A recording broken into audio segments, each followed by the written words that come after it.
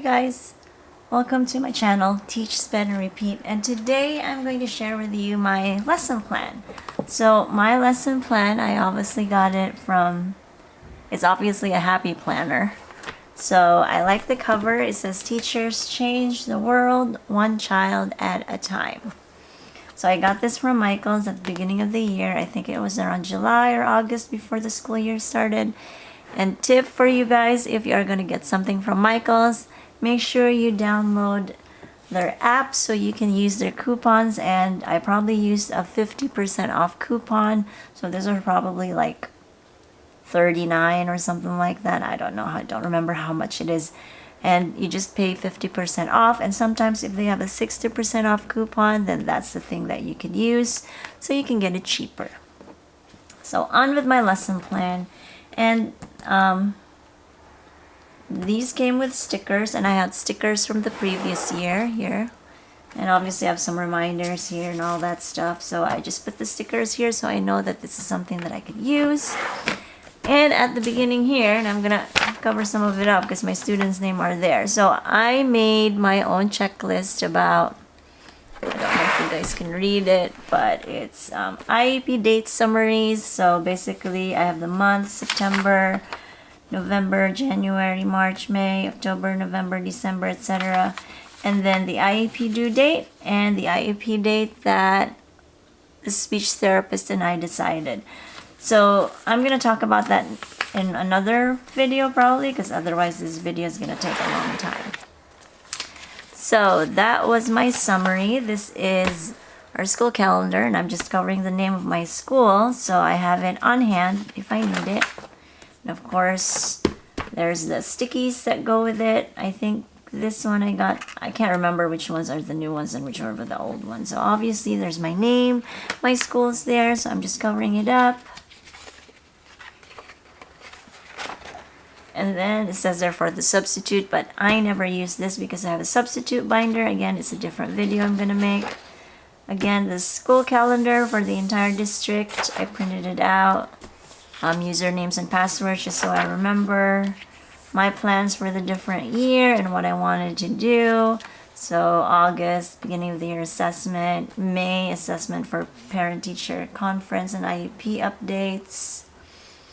And then Cinco de Mayo, Mother's Day, Memorial Day. And then for June, definitely make report cards, IEP updates, Father's Day, summer, end of the year party. So I just made this on my own and I printed it out.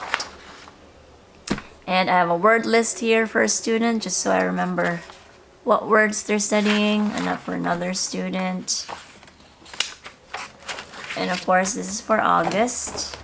So basically, there's the calendar for the year.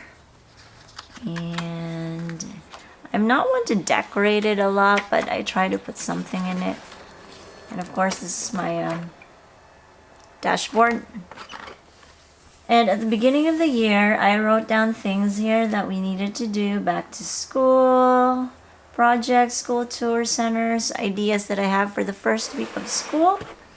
And again, I'll probably make a separate video about first week of school plans. And then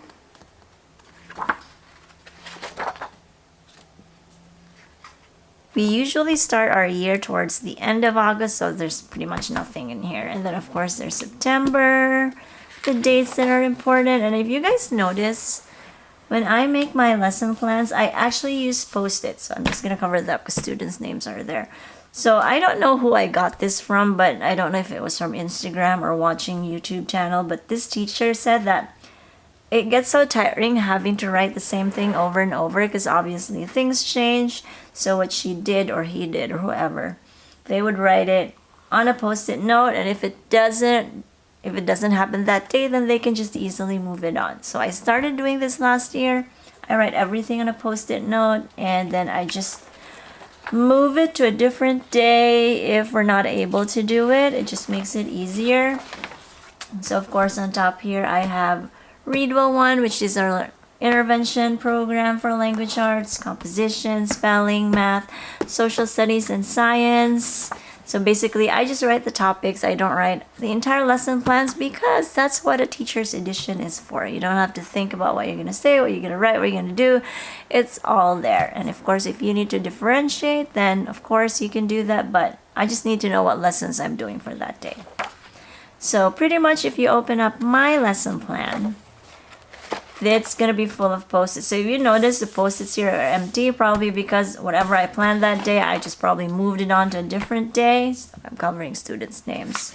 So same thing here, I'm writing it down. What I did was I just got the small post-its and I trimmed it down to size with my paper trimmer to make sure that it fits into the box. And if it's empty, that means I'm not doing it that day. I'm just starting it on a different day. So pretty much if you see it, it's right there. Same thing. Post-its, more post-its, and I move them from day to day. And I'm sure I don't need to show you guys everything. And now there's March. And pretty much for this week, April, that's what we're doing. We have grades due, we have IEPs. I write it down here too. Again, it's empty because I probably moved it to a different day. And so most of the stuff is now on this area here. So basically composition, our spelling, our math, social studies and science, etc. And then May, and then of course June. It's towards the end of the year. My last day is on the 15th. You guys are out of frame. When is your last day? So there you go. Again, I just put them all on a post-it, write it down, and then I just move it.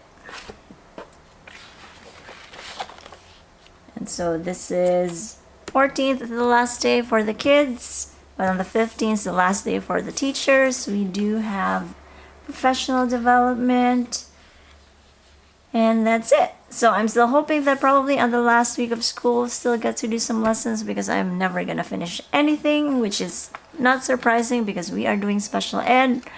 Our timing is obviously different from kids who are in the general ed.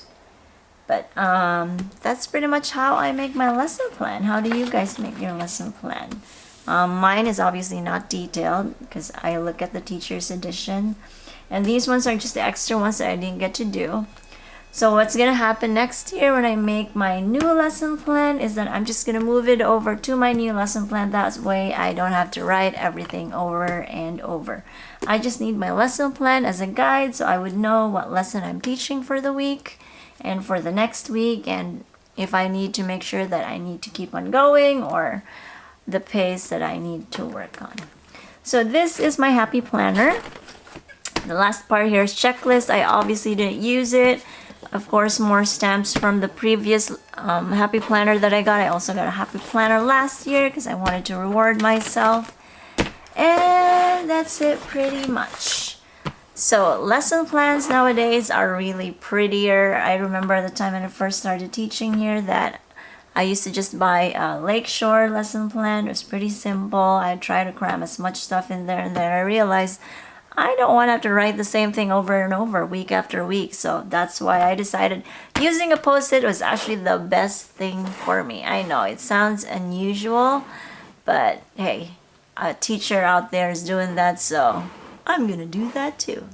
So I hope you guys enjoyed watching this video, and let me know, how do you guys lesson plan? Talk to you later. Bye.